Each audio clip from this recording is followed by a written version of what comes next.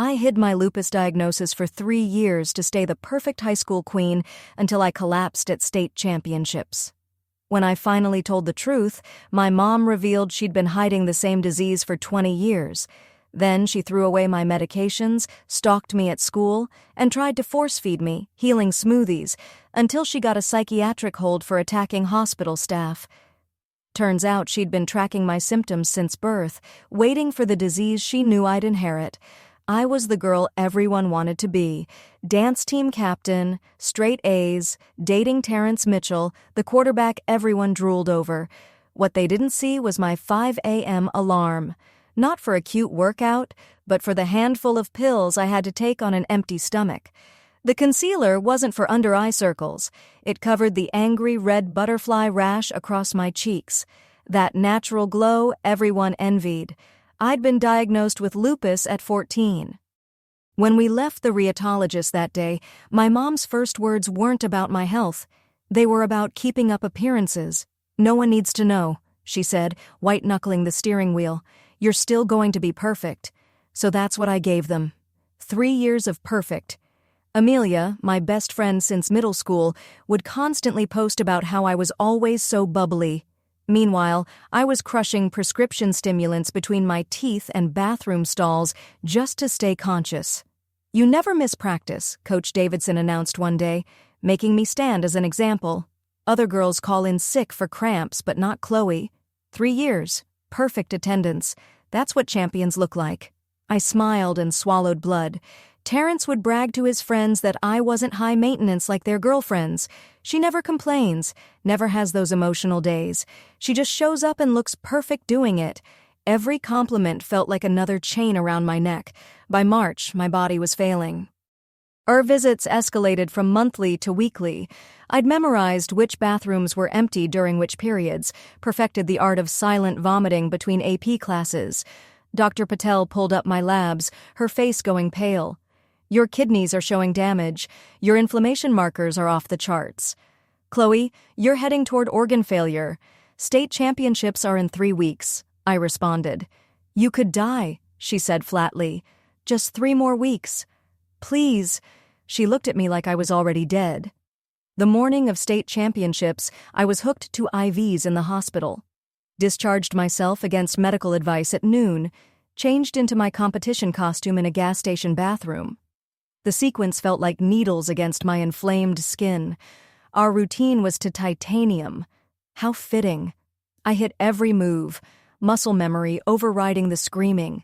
Then during the aerial sequence, the one I'd done 1,000 times, something inside me snapped. Then nothing. I woke up to my own heartbeat on monitors. Still in my costume, sequins embedded in my skin. My phone was cracked but alive with notifications. Someone had live-streamed my collapse on the private school meme page. Dance Champion Down was trending. The comments were brutal. Eating disorder, doctors, attention-seeking at its finest. But one comment stopped my heart. "Look at her face. Right before she falls. That's not exhaustion. That's someone dying." I returned to school with a different face, literally.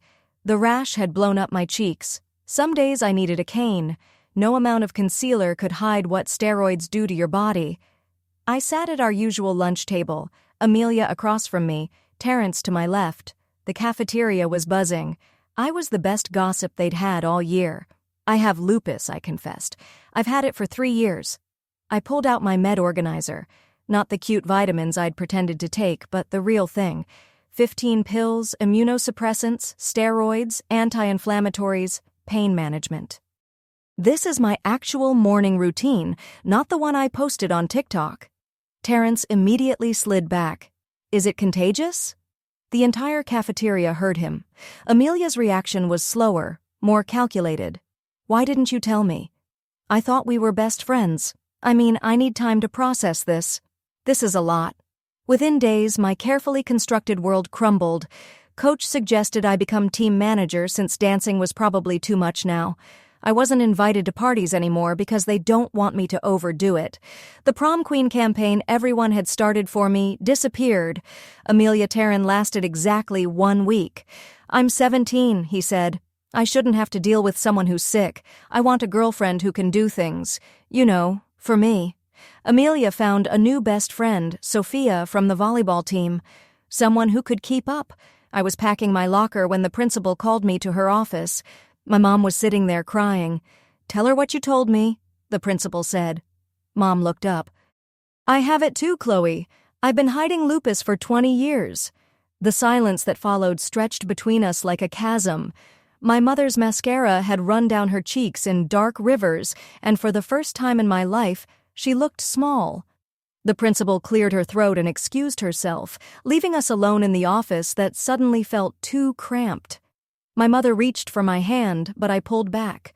20 years of hiding, of pretending, of forcing that same toxic perfectionism onto me. The rage that bubbled up felt volcanic. She started explaining, words tumbling out in a desperate rush. Her diagnosis came in college right before she met my father. She'd hidden it from everyone, terrified of being seen as weak or broken. When I was diagnosed, she panicked. She saw her younger self in me and thought she was protecting me by teaching me to hide too. I stood up so fast the chair scraped against the floor. The sound made her flinch. I walked out without a word, leaving her crying in that office. My legs carried me to the nurse's station where I collapsed into a chair, shaking. The nurse, Mrs. Luna, took one look at me and brought water without asking questions. The next few days blurred together. I moved through school like a ghost, eating lunch in the library, avoiding the cafeteria where my former life had imploded. Teachers who once praised my dedication now looked at me with pity. The dance team practiced without me, and I could hear the music echoing from the gym during 6th period. At home, the atmosphere was suffocating. My mother tried to talk to me constantly, following me from room to room. She'd pull out her own med organizer, showing me how similar our medications were, as if that would somehow bridge the gap between us. My father, who'd been kept in the dark too, walked around looking shell-shocked. One evening, she cornered me in the kitchen while I was making dinner. She blocked the doorway, her own face puffy from prednisone, the same medication that was changing my body. She started listing all the things she'd given up, all the ways she'd protected me, how she'd researched every treatment, found the best doctors, made sure I had access to care while hiding her own flare-ups. I gripped the counter until my knuckles went white. The words I'd been holding back for days finally erupted. I told her how her obsession with perfection had nearly culled me, how I'd ignored my body's warning signs because she'd taught me that showing weakness was worse than being sick, how I'd lost everything because she couldn't face her own shame. She crumpled then, sliding down the doorframe to sit on the kitchen floor. For a moment I saw her not as my mother, but as a frightened woman who'd spent 2 decades running from herself. But sympathy couldn't erase 3 years of suffering. The next morning I woke to find her sitting at the foot of my bed, watching me sleep. She'd been there all night, she said, making sure I was still breathing. The invasion of privacy made my skin crawl. When I told her to leave, she refused, insisting she needed to monitor me, that she knew better than anyone what could go wrong. That's when I realized the real problem. She wasn't just controlling.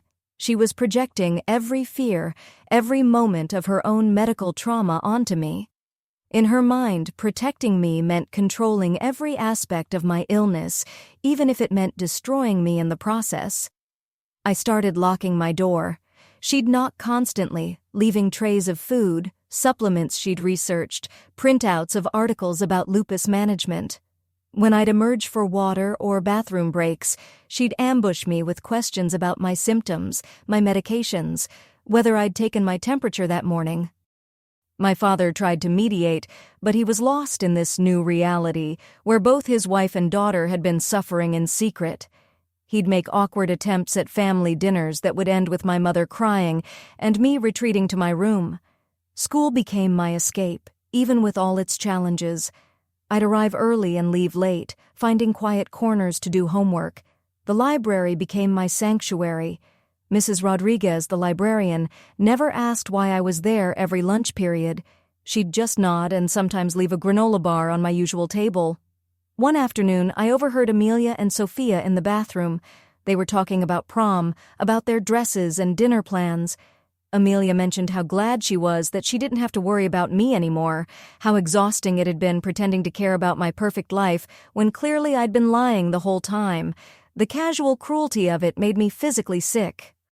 I rushed to the accessible bathroom, the one with the lock that actually worked, and barely made it before throwing up. The fatigue hit me like a truck afterward, and I sat on the floor, too tired to move. That's where the janitor, Mr. Vince, found me 20 minutes later. He didn't panic or call for help immediately. Instead, he sat down outside the stall and asked if I needed anything. When I finally emerged, shaky and embarrassed, he just handed me a bottle of water from his cart. He mentioned his wife had MS, that he understood how hard invisible illnesses could be.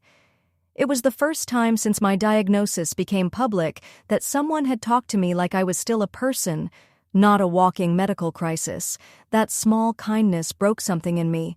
I started crying and couldn't stop. Mr. Vince just sat there, occasionally handing me paper towels until I'd cried myself empty. I wonder what made Chloe's mom think hiding her own illness for 20 years was somehow helping her daughter. There's something strange about teaching your kid to hide the exact same disease you have while secretly managing it yourself. Seems like there's more to this fear than just wanting to look perfect. Then he walked me to the nurse's office, staying until he was sure I was okay. When I got home that day, I found my mother had rearranged my room. She'd installed a medical alert button by my bed, laid out my pills in a new organizer she'd bought, and put a blood pressure cuff on my nightstand. My private space had been transformed into a makeshift hospital room.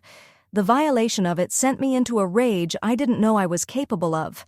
I swept everything off the nightstand, pills scattering across the floor.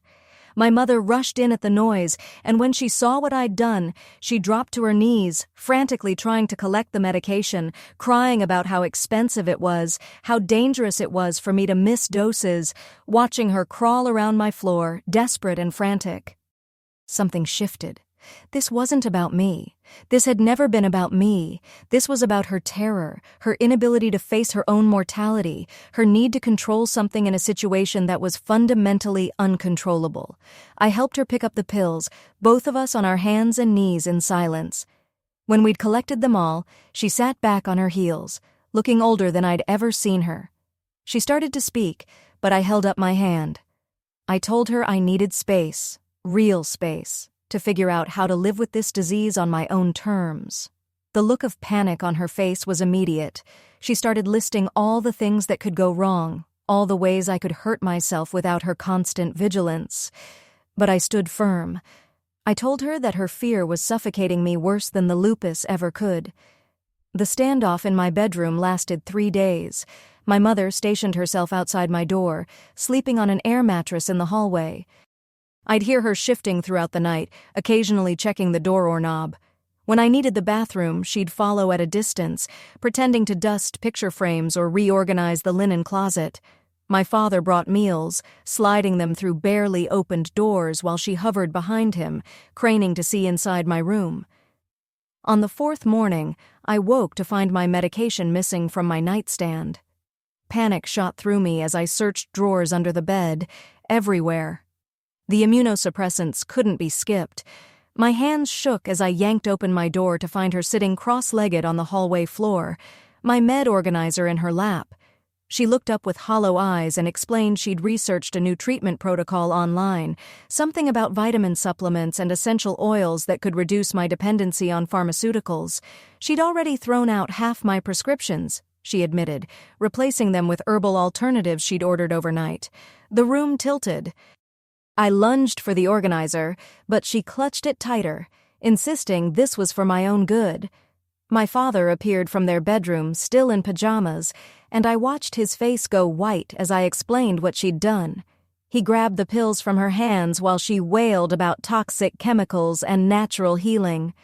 We spent the next hour at the kitchen table sorting through what she'd tampered with. 3 days of immunosuppressants were gone, flushed down the toilet. My anti-inflammatories had been replaced with turmeric capsules. The only medications left untouched were the ones she also took, as if those were somehow safer. Dr. Patel's emergency line connected on the 3rd ring.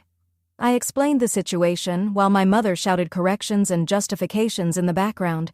The doctor's voice turned sharp as she ordered me to come in immediately. Missing those doses could trigger a severe flare. She'd have to adjust my entire treatment plan. My father drove me to the appointment while my mother followed in her own car despite his attempts to convince her to stay home. In the waiting room, she pulled out a notebook filled with printed articles about lupus cures, highlighting passages about patients who'd gone into remission through diet and positive thinking. Other patients stared as she grew increasingly agitated, insisting the doctors were keeping us sick for profit. Dr. Patel called security when my mother tried to follow us into the examination room. 2 guards had to physically block her while she screamed about parental rights and medical conspiracies. Through the door, I could hear her demanding to speak to supervisors, threatening to report the entire practice. The examination revealed what I'd feared. My inflammation markers had spiked. The careful balance we'd maintained for months was disrupted. Dr. Patel prescribed a stronger course of steroids to prevent organ involvement, warning that the side effects would be severe. More weight gain, more facial swelling, potential mood changes. Back in the waiting room, my mother had been moved to a corner chair, a security guard standing nearby. She rushed over when she saw me, grabbing at the prescription bag, trying to read the labels. My father had to pry her fingers off while she sobbed about poisoning her baby. The ride home was silent, except for her occasional whimpers from the back seat. At every red light, she'd lean forward, touching my shoulder, checking my temperature with the back of her hand. My father's knuckles were white on the steering wheel. That night, she picked the lock on my bedroom door while I slept. I woke to find her sitting on my bed holding a glass of murky green liquid.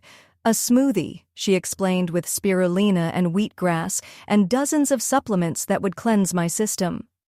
When I refused to drink it, she tried to force it to my lips, spilling the thick mixture across my sheets. My father found us struggling.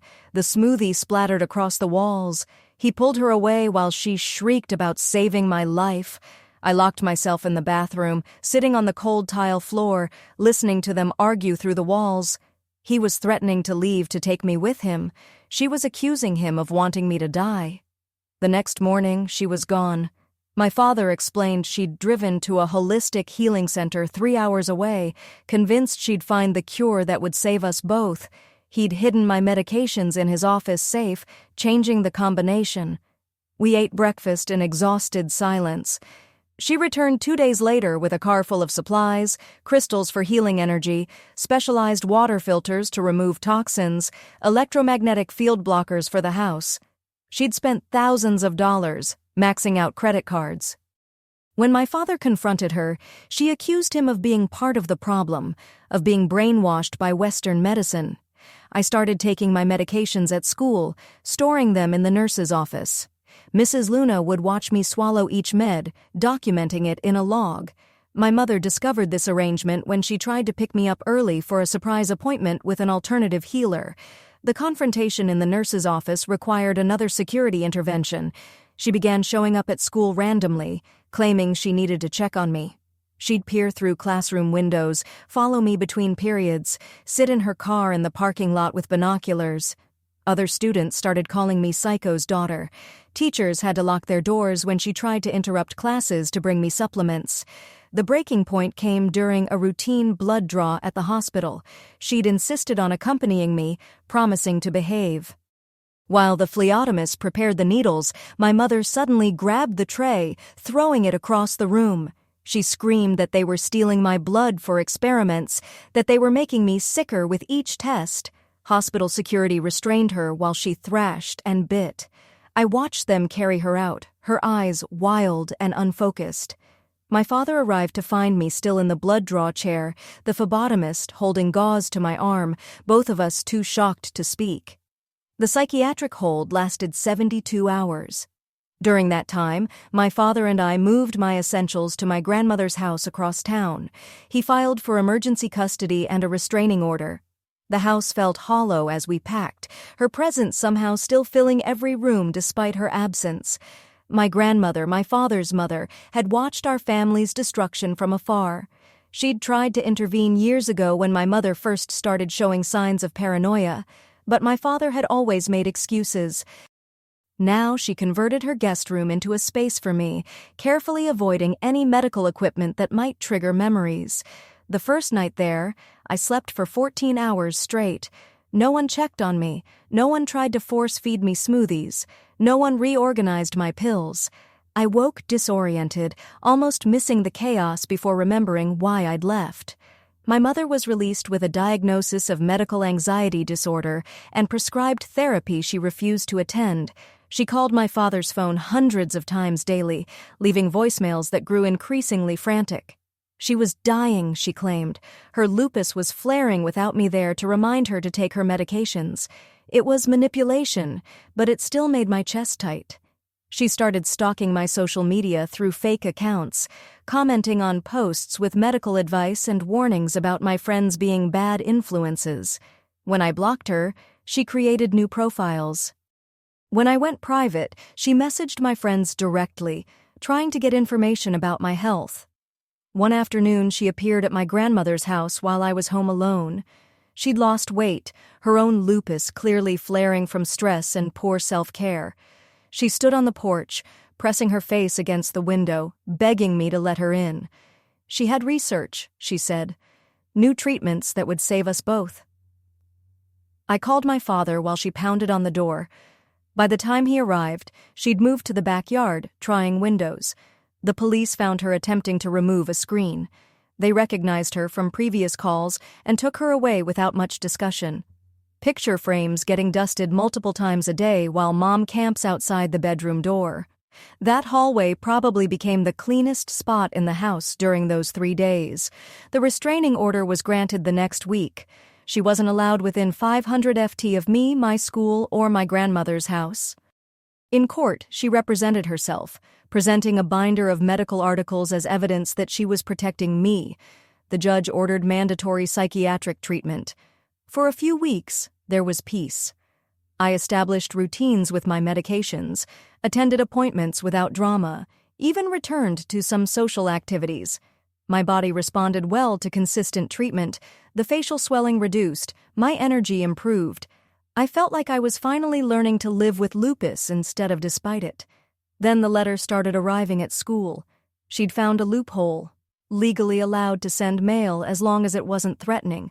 Pages and pages of medical research, supplement recommendations, warnings about long-term steroid use. The envelopes grew thicker each day until the school had to refuse delivery. She hired a private investigator to follow me, documenting my daily routines. Photos of me at doctor's appointments appeared in our mailbox with notes about how tired I looked, how the medications were calling me slowly. My father tried to have her arrested, but technically she hadn't violated the restraining order. I changed my routes to school, varied my schedule, but she always seemed to know where I'd be. One day, I found her car parked outside my rheumatologist's office. She wasn't in it, but there was a note on my windshield, a printed article about a girl who died from lupus medications with my name written in red ink across the top. My grandmother started driving me everywhere, but even that didn't stop the harassment. My mother would call relatives, spreading lies about my father poisoning me, about my grandmother enabling abuse. Family members who'd been supportive began questioning our decisions, wondering if maybe she had a point about natural treatments. The stress triggered the flare Dr. Patel had warned about. I woke one morning with joints so swollen I couldn't open my hands. My grandmother found me crying on the bathroom floor, unable to turn the doorknob. The hospital admitted me for intensive treatment. Somehow, my mother found out which room I was in. She couldn't enter the hospital due to the restraining order, but she stood in the parking lot with a megaphone, shouting about medical kidnapping. Security had to establish a perimeter. Local news showed up, drawn by the spectacle. From my window, I watched her collapse in the parking lot. The stress and her own untreated lupus had caught up. The irony wasn't lost on me. As ambulances arrived, as she was admitted to the same hospital she'd been protesting, they put her 3 floors below me. My father had to make medical decisions for her when she refused treatment. She needed kidney support, high-dose steroids, the same medications she'd tried to deny me. The psychiatric team diagnosed her with severe medical PTSD from her own diagnosis decades ago, manifesting as an obsessive need to control my treatment. I snuck down to see her once while she was sedated. She looked small in the hospital bed, her face swollen from the same steroids she'd called poison. Her chart showed inflammation levels worse than mine had ever been. 20 years of hiding had taken its toll. When she woke, she demanded to see me, threatening to leave against medical advice if I didn't come.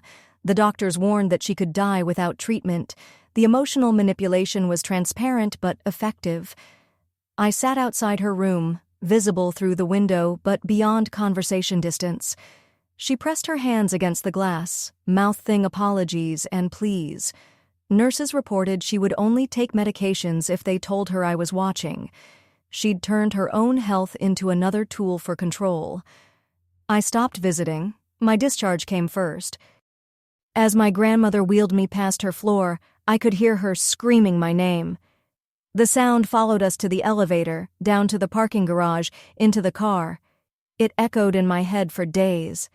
She was released 2 weeks later, medically stable, but psychologically fragile. The court mandated therapy and medication compliance monitoring. She had to submit to weekly blood tests, proving she was taking her prescriptions. The irony of forced medical compliance wasn't lost on anyone. For my 18th birthday, she sent a package to my father's lawyer. Inside were 18 years of medical records, research, and journals documenting every symptom I'd ever had.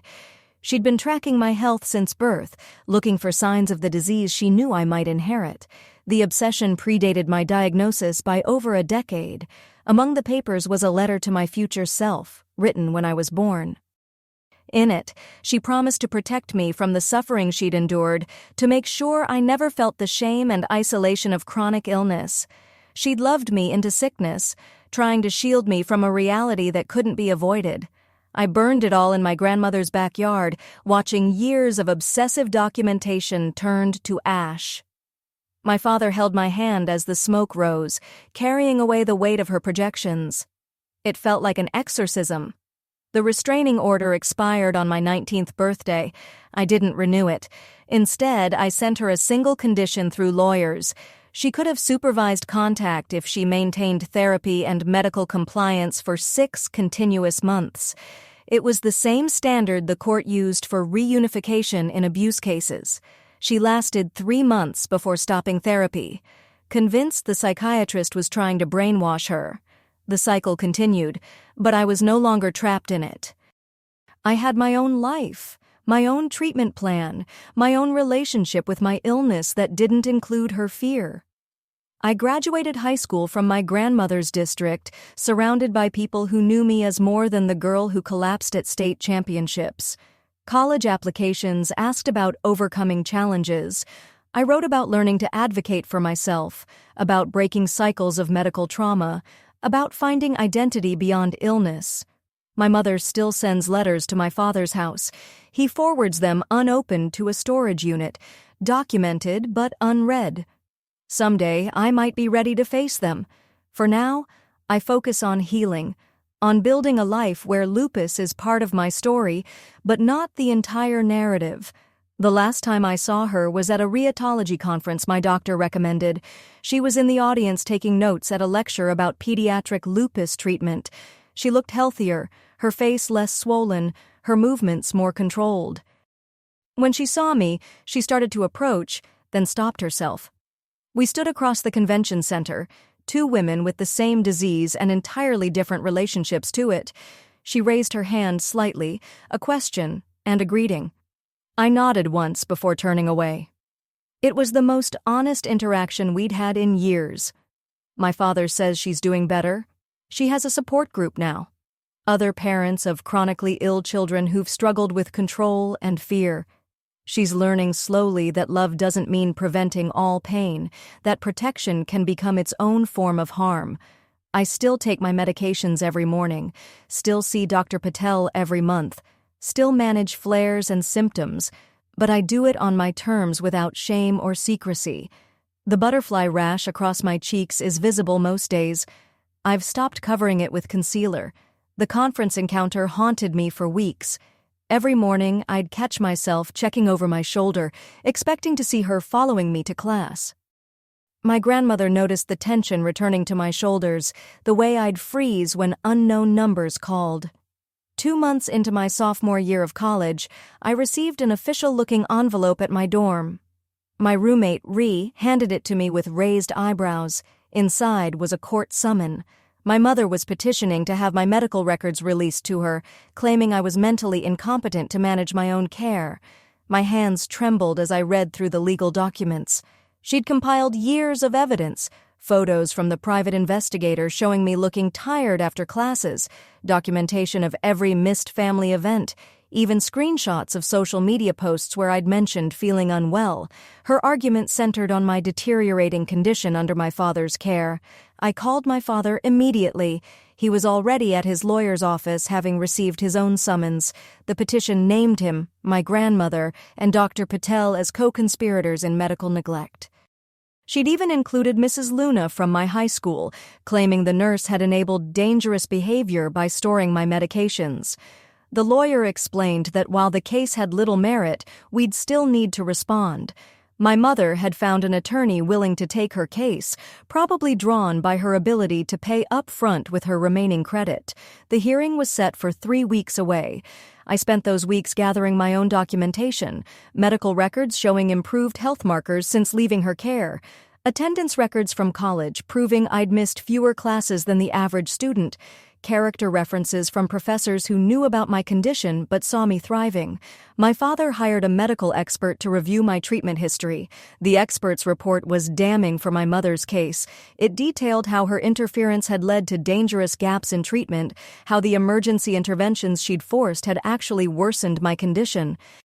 The report specifically noted that my current stability came from consistent, uninterrupted medical care. The morning of the hearing, I dressed carefully in professional clothes that couldn't hide the mild rash across my cheeks. I'd stopped being ashamed of visible symptoms. My grandmother drove me to the courthouse, my father meeting us in the parking lot. My mother was already there sitting with her lawyer in the hallway.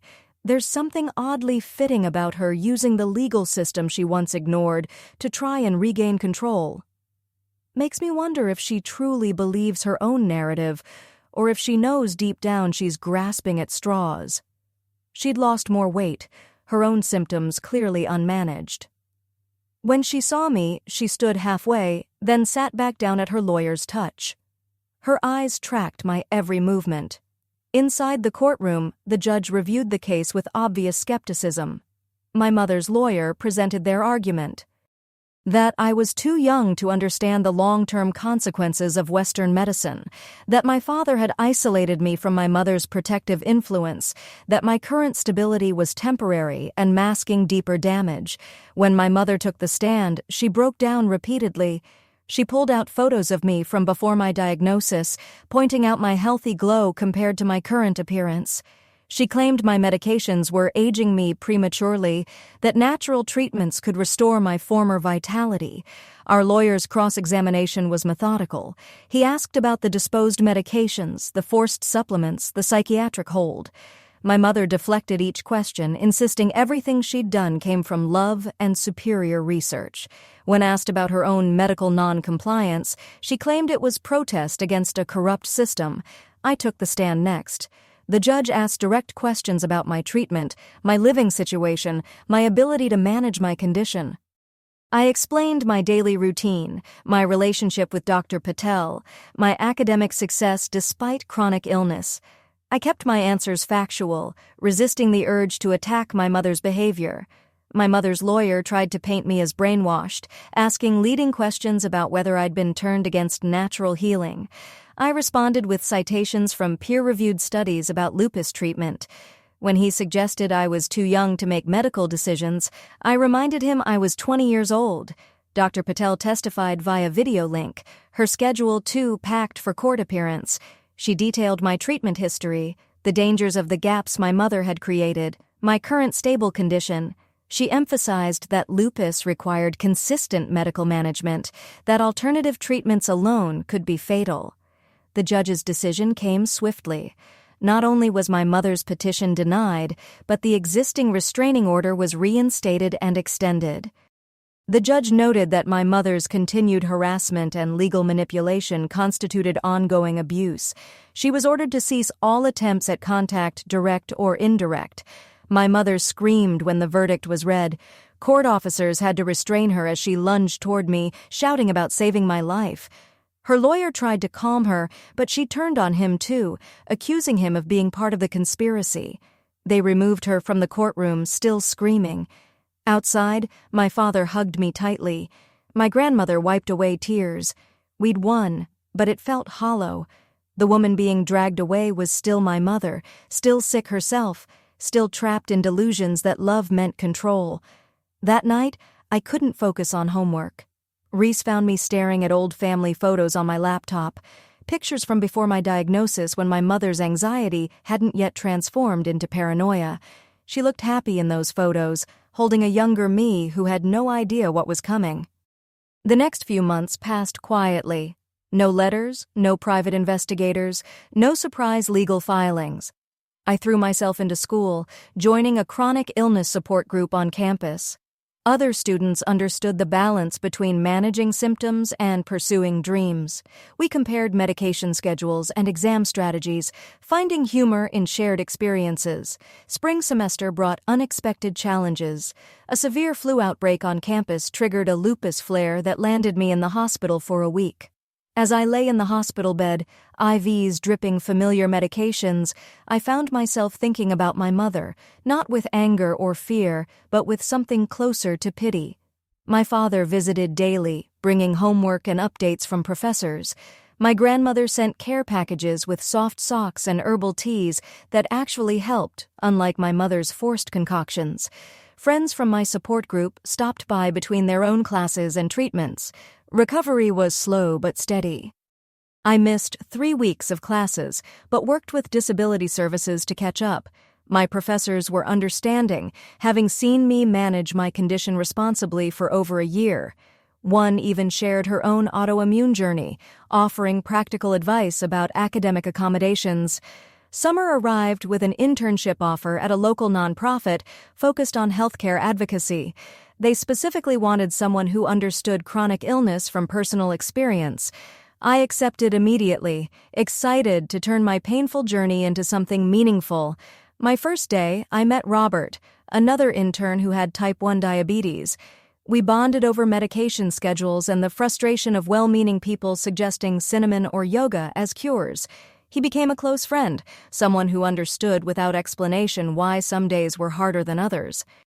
Working at the nonprofit opened my eyes to how many families struggled with medical control issues, parents who couldn't accept their children's diagnoses, young adults fighting for medical autonomy, the complex intersection of love and harmful behavior. I recognized my story in theirs. One afternoon, while preparing materials for a support group, I found a familiar name on the attendance list. My mother had signed up for our Parents of Chronically Ill Young Adults workshop. My supervisor noticed my face pale and quickly reassigned me to different duties that day. I watched from the office window as she arrived early, sitting alone in her car for 20 minutes before entering. She looked better than at the courthouse, wearing clothes that fit properly, her hair neatly styled. She'd brought a notebook and pen, settling into a back corner seat. The facilitator later told me she'd participated appropriately, asking relevant questions without dominating discussion. She'd shared briefly about struggling to accept her daughter's independence, about learning to manage her own condition after years of denial. She didn't mention names or specifics. She attended every week for 2 months. I made sure to work in different areas of the building those days, but I'd catch glimpses of her arriving and leaving. She never tried to find me, never lingered in the parking lot, never pushed boundaries. She just attended, participated, and left. My supervisor eventually asked if I wanted her removed from the program. I thought about it for days before deciding no. If she was genuinely trying to learn to change her perspective on medical control, I wouldn't interfere, but I also wouldn't engage. My healing couldn't depend on hers. Senior year began with renewed energy. I'd been selected for a competitive research position studying quality of life in young adults with autoimmune conditions. The work felt personal but important. Every survey response, every data point represented someone like me navigating illness and independence. My thesis advisor encouraged me to include autoethnographic elements, weaving my own experiences into the academic research. I hesitated at first, unsure about exposing my story to academic scrutiny. But as I wrote, I found power in naming what had happened, in analyzing it through theoretical frameworks. The research revealed patterns I recognized intimately: parents who confused protection with control, young adults forced to choose between family relationships and medical autonomy, the lasting trauma of having bodily autonomy violated by those who claim to love you most. Graduation approached with bittersweet anticipation. I'd been accepted to graduate programs in public health, excited to continue advocacy work. My father planned a small celebration with my grandmother and close friends. No extended family, no risk of unexpected appearances. The week before graduation, a package arrived at my father's house. Unlike previous packages, this one was small, professionally wrapped. Inside was a single item: my baby bracelet from the hospital, the one that had been in my mother's jewelry box since birth.